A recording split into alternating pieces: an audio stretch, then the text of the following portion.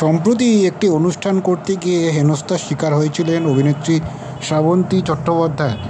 সামাজিক মাধ্যমে সেই ছবি ভাইরাল হয়েছিল। আর এবার আরও এক টলিউডে অত্যন্ত পরিচিত অভিনেতা এবং অভিনেত্রী সেই একই ঘটনার কার্যত শিকার হলেন মূলত। আর সেই খবর তারা সামাজিক মাধ্যমে জানালেনও। কথা হচ্ছে টলিউডের এই মুহূর্তে অত্যন্ত পরিচিত অভিনেতা সৌরভ দাস এবং তার স্ত্রী দর্শনা ভৌমিকের। মূলত সম্প্রতি সৌরভ তার ফেসবুকে একটি ভিডিও পোস্ট করেছেন, যেখানে তার সঙ্গে রয়েছে স্ত্রী দর্শনাও। দুজনেরই মুখ কার্যত একটু থমথম করছিল সেই ভিডিওতে। সৌরভ তার ভিডিওতে জানিয়েছেন যে তারা মালদা এক ফ্যাশন শোতে এসে হেনস্থার মুখে পড়েছেন। অভিযোগের আঙুল তুলেছেন ওই অনুষ্ঠানের আয়োজকদের দিকে।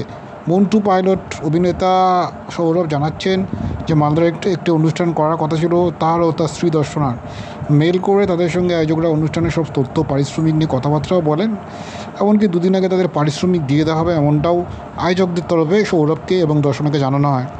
কিন্তু যেটা জানিয়েছেন সৌরভ, পারিশ্রমিক তো দূরের কথা, দুদিন আগে সৌরভ বা দর্শনার সঙ্গে তারা কোনোরকমভাবে আয়োজকদের তরফে যোগাযোগ করা হয়নি।